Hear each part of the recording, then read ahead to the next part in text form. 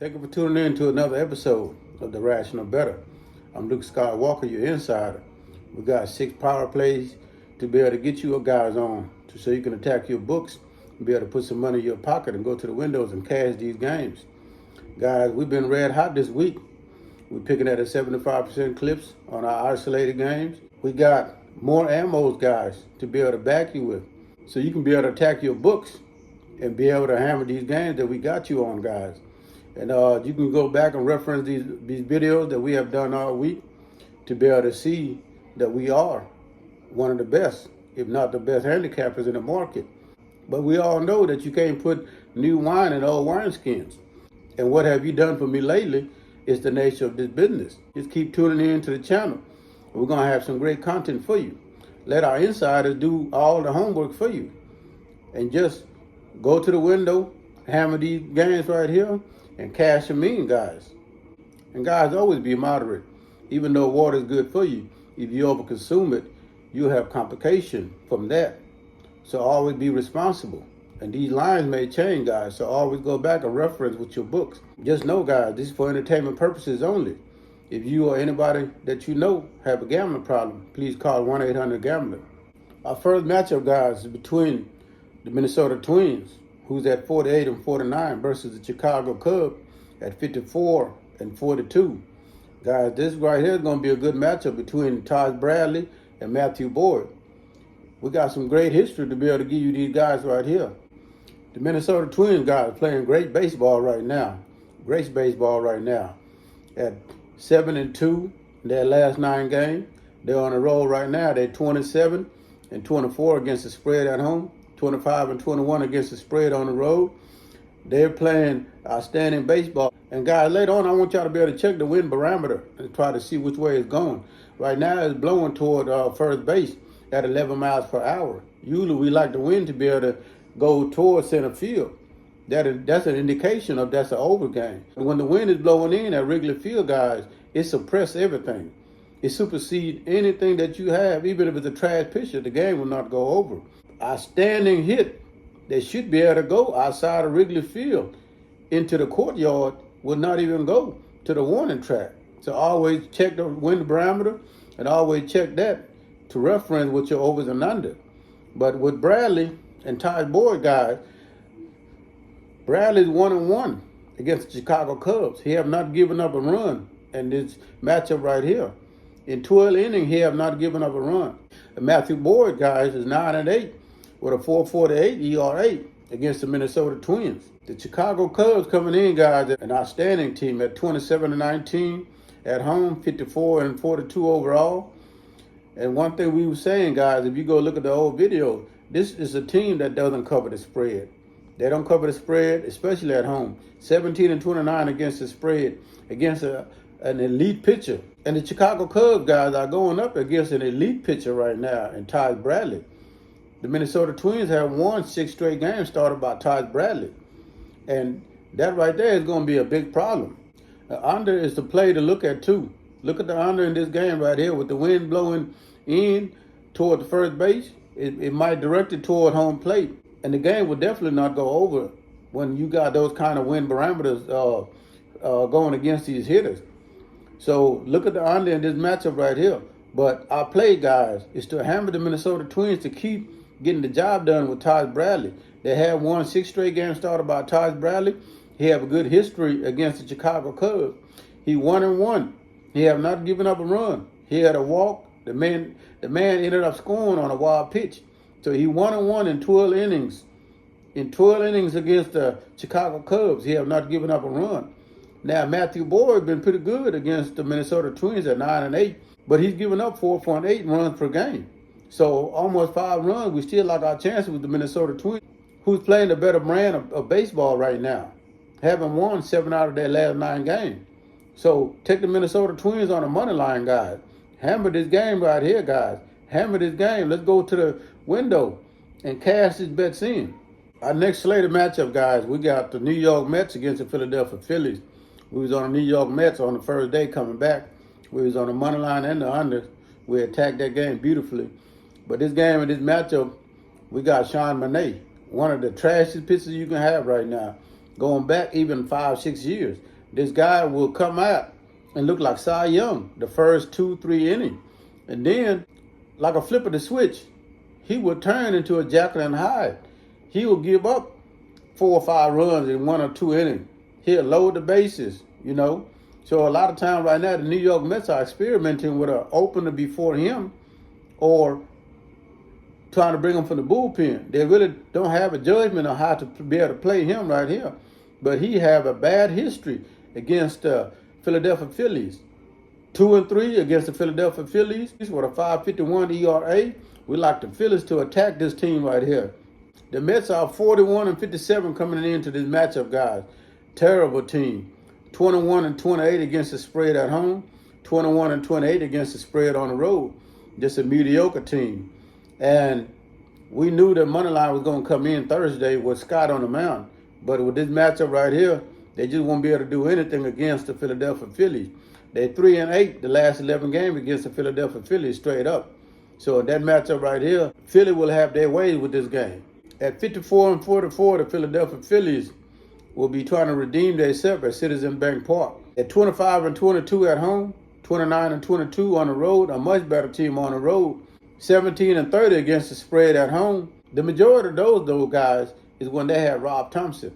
Once they fired Rob Thompson and brought in Don Mattingly, they're a much better team. Philadelphia's already 10 games over 500. When Don Mattingly took over, they was 15 games under 500. Don't look at the spread, guys, and judge these guys because they're a completely different team. A completely different team.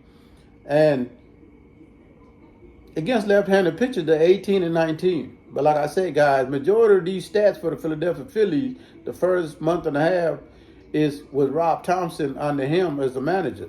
Since they picked up Don Mattingly, they're playing great baseball.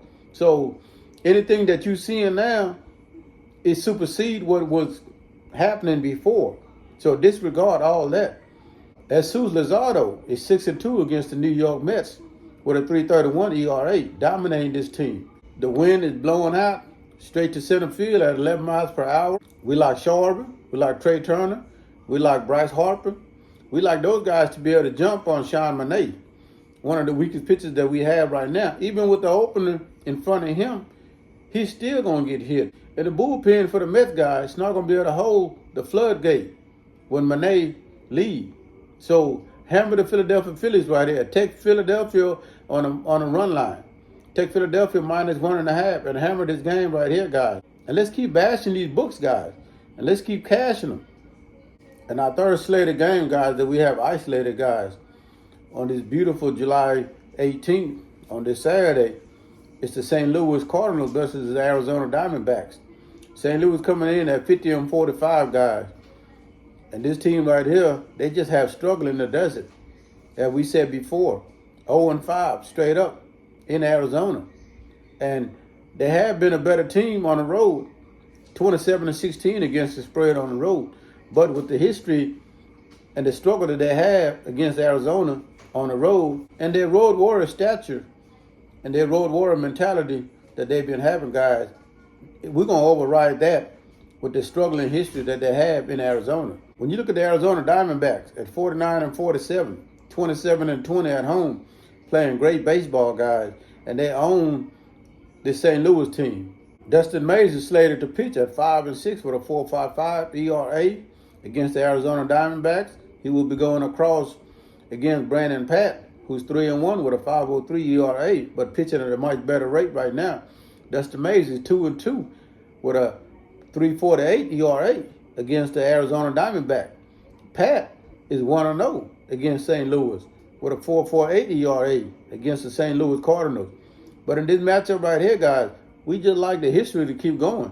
Take Arizona Diamondbacks on the money line, guys, at -125, 130. Look at the run line at -1.5 at +165. Look at that right there. But our play is to hammer Arizona on the money line. Just a little bit over $1. Let's hammer that right there. Hammer Arizona on the money line and back Brandon Pat. Our last matchup in this baseball slate, guys, is between the San Francisco Giants against the Seattle Mariners. We have Logan Webb at 5-7 with a 3.95 ERA going against Brian Wu, who's 7-6 with a 4.23 ERA. But don't let that But don't let that fool you. That's a mirage. I'm going to show you the splits between the road and away. San Francisco coming in at 41-55, guys. 23-32 as a dog. 44-52 against the spread. 22-25 against the spread at home. 22-27 against the spread on the road. And just for your reference in the future, they're 12-15 against left-handed pitchers. So that's something you keep in mind. Always look, guys, look at the splits. Team that can't hit left-handed pitchers, guys, always look at that. Don't never leave no stone unturned. Always make sure that you dot your I's and cross your T's. Look at everything in the matchup. Away splits, home splits, against lefties. Always, guys, don't let those little information go past you. Always look at the little details in baseball. The Seattle Mariners coming in at 48-49, 27-20 at home. Great team at home. And you know, they're trying to get back in the division. Right now, they're behind the Houston Astros and the Texas Rangers. So Seattle is another second half team. Another second half team. A lot of times they make an historic run in the second half and usually try to finish the division or climb into the wild card. They're a second half team, so look at that right there, guys. We know Carl Raleigh, a guy that was in an MVP bowl last year, looked like a shell of himself, hitting well below the Mendoza line at 169. That's the reason why Seattle is struggling mightily. And the Seattle Mariners, guys, they're 19-31 against the spread on the road, 19-28 against the spread at home. So they got to pick it up in the second half. But the key details why this is our play right here, because we're gonna ride and back Brian Wu for a couple of more starts. He's 6-0 at home with a 2.21 ERA at home, with a .7 whip, guys. There's hardly a man on base in every inning that this man is pitching. He's pitching beautiful. He's pitching beautiful in Seattle. We got to keep riding it for a little bit, guys. Rule of thumb is in baseball, if a pitcher go 0-8, if a pitcher go 8-0, that's when you start to back up off of him, because either the win is coming or the loss is coming. But right now we're gonna keep backing Brian Wu. He's 6-0. Let's back him to go 7-0. Take Seattle on the run line. Brian Wu is spectacular at home. Haven't lost yet. 6-0 at home. 2.21 ERA. Let's back that right there. Let's hammer Seattle on the money line. But our players take Seattle on the run line. They're gonna run away with this. And this game right here, Seattle might be able to go over by themselves. Seattle might win this game 8-0 and go over the total. So look at Seattle, the over. Look at Seattle on the team total over. But the players take Seattle on the run line at plus money. And let's cash that. And guys, we've been hitting at 75% clips on our isolated games. But that's not good enough. The barometer that we should be going for, that we strive for, is 80%. 80%. And that's the benchmark right there. So we're not satisfied. But we wanna sweep across, guys, every game. Every play. We want to sweep across. We don't want to go 5 out of 6. We don't want to go 3 out of 5. We don't want to go 6 out of 8. We want to sweep across, guys, so we can be able to keep beating up on these books. In our 5th power play, guys, we're going to the WNBA between the Portland Fire against the Minnesota Lynx. They got Minnesota at minus 13.5. If you had a side to go to, take Minnesota minus 13.5 at home, but that's not the play. What we come here to do is cash these tickets. We're going to isolate the best play. So look at Olivia Miles. She's been ridiculously good against a Portland Fire team that's going to run up and down, shoot a lot of threes. Olivia Miles is going to have her way.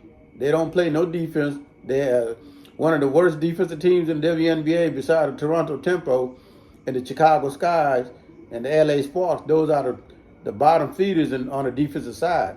The Portland Fire coming in at 11-14, 6-6 at home, 5-8 on the road, 12-13 against the spread, 6-6 against the spread at home, 6-7 against the spread on the road. They putting up 88 points the last 10 games offensively, giving up 94 points, guys, on the defensive end. The Minnesota Lynx coming in at 19-6, 9-4 at home, 10-2 away, 16-9 against the spread, 7-6 against the spread at home, 9-3 against the spread on the road. The Lynx is an outstanding team to back on the road against the spread. Against the spread, outstanding team. Putting up 87 points a game the last 10 games, giving up 85 points a game. The last 4 out of 5 games, guys, had went over for the Minnesota Lynx. So this is the trend that we're going to keep riding. The last time these teams played, guys, the Minnesota Lynx put up 107 points. It's not going to change. They won 107-74. 107-74. It's not going to change. It's too many scorers. You got too many elite shooters. Courtney Williams, the mid-range queen. She going to slash them all night. 17, 15, 18-footers. You're going to have Olivia Miles attacking and do anything she wants. And do anything she wants. Dribble drive, handoff, step back threes. She going to be able to kill them. At 174, guys, hammer this total right here. Hammer this over.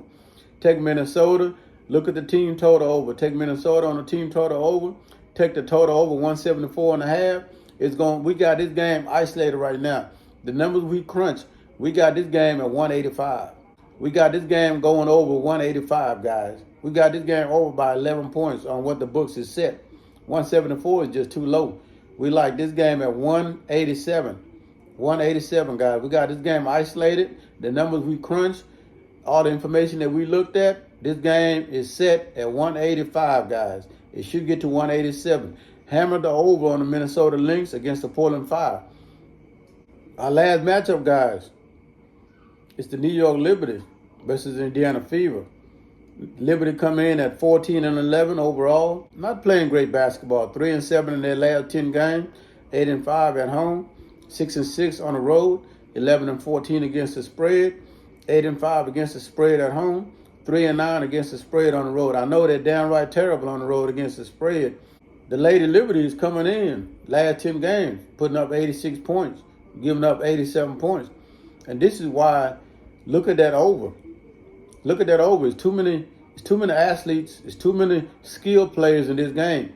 Brianna Stewart, Jonquil Jones, Sabrina Ionescu, all those, Johansson. When you go to the other side, Aaliyah Boston, Kelsey Mitchell, Caitlin Clark, Cunningham. It's just too many skilled position players, shooters, bigs that can attack the paint, bigs that can create for themselves, bigs that can knock down the three. Look at the over in this game. The Indiana Fever is coming in at 14-10 overall. 8-5 at home, 6-5 on the road, 11-12 against the spread, 6-7 against the spread at home, 5-5 against the spread on the road. When you look at their last 10 games, guys, the Indiana Fevers putting up 95 points a game, giving up 92 points a game. 92 points a game. They can score at an alarming rate, and they give it up just as much as they give. When we look at this matchup, guys, the New York Liberty have beaten the Indiana Fevers 3 straight by at least 8 points or more. 4 out of the last 5 in this head-to-head matchup have went over. The New York Liberty have won 4 out of the 5 head-to-head overall, the last 5 games. With over 20 years in handicapping, guys, it's some secrets that we're going to give y'all. And one of them is this right here. Liberty is 14-11. The New York Liberty is 14-10. They're identical. When you look at this line at -2.5 for Liberty on the road, -2.5 for Liberty on the road, the line is letting you know that they're going to blow them out. Because if they was in neutral site, it'd be New York Liberty -4.5. If they was in New York, it'd be New York Liberty -5.5, -6. So when you got an identical record almost, or when you got a team that is not that much better than you, and they're giving you the points at home, just like in football, if you 7-2 and against a team that's 7-2, and y'all playing head to head, and they're giving you +3 at home, that means they're gonna blow you out. The line's letting you know they're gonna blow them out. So when I look at the line right away, it jumped out to me. -2.5 on the road against a team that have the identical record. The line is letting you know that they're gonna blow them out. And this matchup right here, hammer the New York Liberty -2.5. If you want to get plus money, Take New York Liberty minus 4.5 because they're going to beat them by 7 or more. The line is letting you know at minus 2.5 on the road. If there was a neutral site, it'd be minus 4.5. If there was in New York, it'd be minus 5.5, minus 6. At minus 2.5, hammer New York Liberty. They're going to win by at least 7. And cash that in, guys. And guys, if you're tuning in with some other handicappers and other insiders, guys, compare our body that works. And you'll see that this is the much better side to be able to put money in your pocket in. And if you like what you're seeing, guys, share it. Make sure we can be able to get this to other people, guys. And subscribe to the channel. It doesn't cost anything. It just bumped the channel up in the algorithm with YouTube so we can be able to reach other guys. So we can keep beating on these books and put money back into the pockets of the customers. And guys, just to recap what we went through. Hammered the Minnesota Twins on the road at plus money, guys. This line should be flipped. Take Minnesota minus 1.5. Do the alternate run line. And that's another secret in baseball, guys. You don't have to just, if you see that the line is off, but this line is off, it should be Minnesota minus 140. They got Chicago Cubs minus 142. No, this line is an alternate line. Alternate line. Make Minnesota the favorite at minus 1.5, and it's going to be at plus 185. At plus 185. The money line is plus 125. Hammer the Minnesota Twins on the money line. Let's back Taj Bradley on the road against Matthew Boyd. Hammer Minnesota on the money line. Guys, take the Philadelphia Phillies minus 1.5. The money line minus 166. Throw that to the side. We don't want that. Let's take Philly on the run line at plus 135. Philly on the run line against Sean Monet and the New York Mets. Let's go with the Arizona guys. Let's back Arizona with Brandon Pat. Let's back Arizona money line guys with Brandon Pat against Dustin Mays. Take Arizona on the money line guys at minus 120. That's a great line right there. Minus 120. Take Arizona on the money line. Let's hammer the Seattle Mariners minus 1.5. They got the money line at 135. That's okay. But the play is Seattle minus 1.5. Let's back Brian Wu, 6-0 at home with a 2.21 ERA in Seattle. Sprinkle on the money line, but the play is Seattle run line. Let's sprinkle in on the WNBA guys, the Minnesota Lynx on the team total over. But the play is the over 174.5. Let's take Minnesota to go over 174.5. We got this game at 185, guys. We got it at 185.5.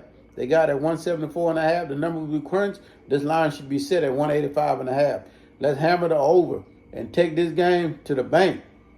At the last game, guys, load up on the New York Liberty. Load up on the New York Liberty. Sabrina Ionescu, she feel like she's better than Caitlin Clark. When Caitlin Clark came to the league, she was looking like, I'm a better shooter than her. And I agree with that. I think shooting-wise, they're right there. I think Caitlin Clark is the better ball handler. She has the better court vision. She's more of a true point guard. But Ionescu always feels some type of way when they get head-to-head. And that's another game you can look at. Look at Sabrina Ionescu on her 3 points. She's going to be able to, a lot of times she try to outshow Caitlin Clark. But the play is to take New York Liberty minus 2.5. Minus 2.5 and hammer that, guys. And let's cash that. Thank you for tuning in to the Rational Bettor. I'm Luke Skywalker, your insider.